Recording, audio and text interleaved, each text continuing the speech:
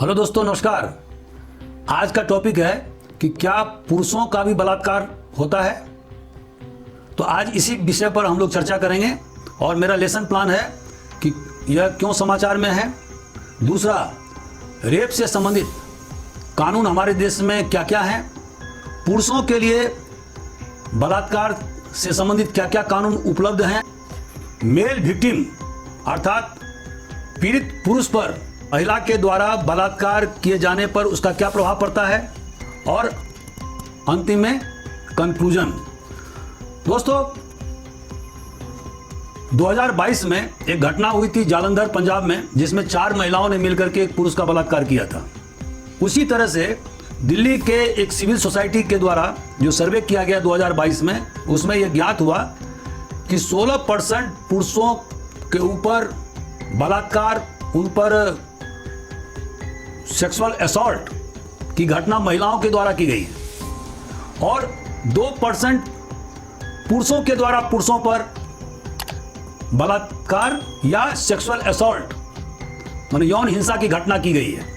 तो ये इससे आप समझ सकते हैं कि हमारे देश में पश्चिमी देशों की तरह ही पुरुषों पर भी बलात्कार की घटना होती है, लेकिन हमारे देश में इस तथ्य को छुपाया जाता है। यह हमेशा अंडर रिपोर्टेड रहता है। हमारा समाज एक पेट्रियार्कल सोसाइटी है, प्रतिसत्तात्मक समाज है, और यहाँ पर इसको एक टैबू की नज़र से, निषेध की नज़र से देखा जाता है, और इसीलिए कोई भी व्यक्ति इस तरह की घटना की रिपोर्ट थाने में जाकर नहीं करता है। वैसे भी हमारे देश के कानून में इस प्रकार का कोई प्रावधान है ही नहीं, और इसीलिए अगर वो थाने में रिपोर्ट करने जाएगा भी तो उसे कोई वहां पर न्याय नहीं मिलेगा। दोस्तों, जैसा कि आप जानते हैं कि हमारे देश में प्रत्येक 54 मिनट में एक महिला का बलात्कार होता है, और उसी तरह से यह भी सर्वे में पाया गया है कि प्रत्येक 6 लड़कों में से 1 लड़के के साथ में यौन हिंसा होती रहती है। पुरुष इस भय से थाने में रिपोर्ट नहीं करते हैं, लोगों को नहीं बताते हैं कि कहीं उन पर होमोसेक्सुअल का ठप्पा न लग जाए,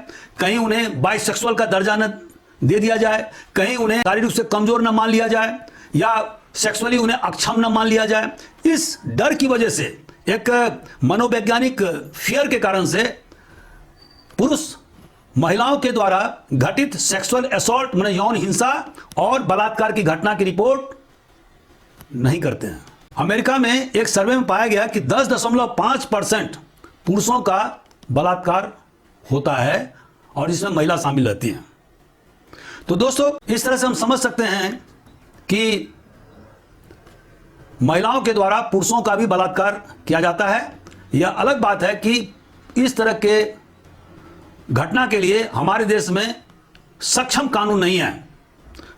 आज से करीब 25-30 साल पहले मुझे जानकारी मिली कि कोसी नदी के किनारे जो दियारा क्षेत्र है, जहां पर कि बड़े बड़े घास उग जाते हैं, वहां पर हमारे इलाके के ही एक व्यक्ति का घास काटने वाली 4 महिलाओं के द्वारा बलात्कार किया गया था और यौन हिंसा की गई थी। बाद में उसने अपनी आपबीती हमारे समाज के लोगों को बताया था। तो इस तरह से हम देखते हैं कि यह घटना भी हमारे देश में होती है, लेकिन यह अलग बात है कि इस घटना की रिपोर्टिंग थाने में नहीं की जाती है। दोस्तों, हमारे देश में जो बलात्कार की जो कानून है वह धारा 375 आईपीसी में उसका वर्णन है, और जिसके हिसाब से अगर किसी महिला के साथ किसी पुरुष के द्वारा उसके इच्छा के विपरीत या उसके सहमति के बिना, या अगर डरा करके धमका करके उसे सहमति ली गई हो, या उसे नशापत्ती खिला करके उसकी सहमति ली गई हो, या जब उस पुरुष को यह मालूम हो कि वह महिला का पति नहीं है और महिला को यह विश्वास होता है कि वह व्यक्ति उसका पति है, तो ऐसी स्थिति में बलात्कार की घटना होगी। 16 साल से कम उम्र की लड़कियों के साथ में अगर किसी पुरुष के द्वारा सहमति के साथ भी अगर यौन संबंध स्थापित किए जाते हैं तो वह बलात्कार की श्रेणी में आएगा। अगर कोई व्यक्ति विवाहित है और वह अपनी पत्नी से बिना सहमति के यौन संबंध स्थापित करता है, तो ऐसी स्थिति में भी उसे बलात्कार नहीं माना जाएगा, बशर्ते कि पत्नी की उम्र 16 साल से कम नहीं होना चाहिए, या पति पत्नी में सेपरेशन या कोर्ट के द्वारा संबंध विच्छेद माने सेपरेशन का ऑर्डर न दिया गया हो। लेकिन पुरुषों के मामले में हमारे देश का जो विधान है उसमें rape of man by women का कहीं कोई जिक्र नहीं है। पॉस्को एक्ट में जरूर जेंडर न्यूट्रलिटी का प्रावधान किया गया है कि अगर 18 साल से कम उम्र के लड़का या लड़कियों के साथ में कोई यौन संबंध स्थापित करता है या उसको यौन प्रताड़ना करता है या हैरास करता है तो ऐसी स्थिति में उसके खिलाफ में पॉस्को एक्ट 2012 का कानून अधिरूपित किया जा सकता है। लेकिन मेल एडल्ट के मामले में ऐसा कोई जेंडर न्यूट्रल कानून नहीं है। अधिक से अधिक धारा 374 आईपीसी में यह व्याख्या है कि अगर कोई महिला किसी पुरुष को जबरन बलात्कार करती है या यौन संबंध स्थापित करती है तो ऐसी स्थिति में उस महिला के खिलाफ में अधिक से अधिक धारा 374 ताजरात हिंद के तहत में मुकदमा कायम किया जा सकता है और जिसमें अधिकतम 1 साल सजा का प्रावधान है या दंड का प्रावधान है या दोनों सजा और दंड दोनों अधिरोपित किया जा सकता है। यह धारा नॉन कॉम्पाउंडेबल है, मतलब असमनीय है, नॉन बेलेबल है, मतलब अजमानतीय है और संज्ञेय है, मतलब थाने में इसकी मुकदमा कायम की जा सकती है। दोस्तों, अगर किसी पुरुष पर महिला के द्वारा जबरन यौन संबंध स्थापित किए जाते हैं तो उस पीड़ित पुरुष पर क्या प्रभाव पड़ता है। तो विश्लेषण से यह पाया गया कि वह पीड़ित पुरुष डिप्रेशन का शिकार होता है, उस पर एक सामाजिक धब्बा लगा दिया जाता है जिसको सोशल स्टिग्मा कहते हैं। वह व्यक्ति पोस्ट ट्रॉमेटिक स्ट्रेस डिसऑर्डर का शिकार हो जाता है, हमेशा तनावग्रस्त रहता है, अल्कोहल का सेवन करने लगता है या ड्रग लेने लगता है, उसके मन में सुसाइड करने की प्रवृत्ति जाग जाती है और अक्सर सुसाइड करने का सोचता है। किसी भी व्यक्ति से इंटीमेट रिलेशनशिप स्थापित करने में वो घबराता है। अपने पत्नी के साथ में संबंध स्थापित करने में वह अपने को सही महसूस नहीं करता है। उसमें एक अपूर्ण व्यक्तित्व का आभास उत्पन्न होने लगता है, कॉन्फिडेंस का अभाव हो जाता है। ऐसे पीड़ित व्यक्ति का इमोशनल और साइकोलॉजिकल थेरापी या उपचार की सख्त जरूरत है, अन्यथा वह साइकोसोमेटिक डिसऑर्डर का शिकार हो सकता है। दोस्तों, आखिर निचोड़ क्या है? तो निचोड़ यह है कि जैसे POCSO prevention of children from sexual offences act 2012 में बना और जो कि एक जेंडर न्यूट्रल कानून है, उसी तरह से रेप कानून को भी जेंडर न्यूट्रल बनाया जाना चाहिए। मतलब जैसे पीड़ित महिला पर धारा 376 अधिरोपित होता है, उसी तरह से पीड़ित पुरुष पर भी यह धारा लागू होना चाहिए। दोस्तों, हमारे देश का समाज तेजी से बदल रहा है, खास करके मेट्रोपॉलिटन सिटीज में महिलाएं बढ़ चढ़ करके काम कर रही हैं, बाहर निकल रही हैं, पब्लिक ऑफिसेज में वो बढ़ चढ़ के हिस्सा ले रही हैं। उनका शैक्षणिक जो एडवांसमेंट है, एजुकेशनल अचीवमेंट, वो भी पुरुषों से अब कम नहीं है।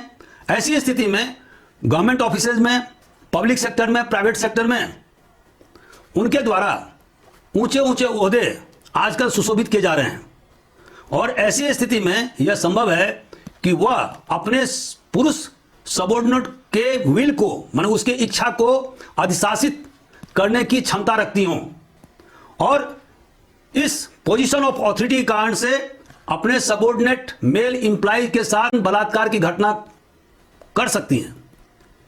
तो ऐसी स्थिति में अगर यह कानून जेंडर न्यूट्रल होगा तो जो इस प्रकार के गलत काम महिलाओं के द्वारा की जाती है उन पर अंकुश लगाया जा सकेगा। दोस्तों, बहुत सारे देशों में भी जेंडर न्यूट्रल कानून बनाए गए हैं, लेकिन हमारे देश में जो क्रिमिनल अमेंडमेंट एक्ट आया था उसने भी अनुशंसा किया था कि रेप कानून को जेंडर न्यूट्रल बनाया जाए, लेकिन बहुत सारे एनजीओज के दबाव में आकर के उसे छोड़ दिया गया। और हाल के वर्षों में बहुत सारे public interest litigation supreme court में डाले गए कि रेप कानून को जेंडर न्यूट्रल बनाया जाए, लेकिन सुप्रीम कोर्ट ने साफ मना कर दिया और उन्होंने कहा कि यह काम पार्लियामेंट का है, लेजिस्लेचर का है और उनके द्वारा ही आईपीसी में, इंडियन पिनल कोड में संशोधन किया जा सकता है। तो दोस्तों, अब यह समय आ गया है कि बहुत सारे जो मिथक हमारे समाज में व्याप्त है कि पुरुषों का बलात्कार नहीं हो सकता है, केवल पुरुष ही महिलाओं के साथ बलात्कार कर सकते हैं, यह गलत है। पुरुषों का भी बलात्कार हो सकता है। कोई भी व्यक्ति सेक्सुअली असॉल्टेड माने यौन हिंसा का शिकार हो सकता है, और इसके लिए कोई साइज या रेस या ताकत या अपीयरेंस माने चेहरा मोहरा या उम्र कोई मायने नहीं रखता है। और जैसे कि अभी मैंने बताया कि हमें एक विश्लेषण में अमेरिका में यह पाया गया कि करीब 10.5% पुरुष महिला के द्वारा बलात्कार के शिकार होते हैं। और इसी तरह से अभी जो दिल्ली में एक सर्वे किया गया था एक सिविल सोसाइटी एनजीओ के द्वारा, उसमें बताया गया कि करीब 16% पुरुष यौन हिंसा या बलात्कार के शिकार होते हैं। तो अब समय आ गया है कि हम अपने कानून को संशोधित करें और उसे जेंडर न्यूट्रल बनाएं। तो दोस्तों, आज का हमारा वीडियो कैसे रहा, इस पर आप जरूर टिप अंकित करें। Thank you very much.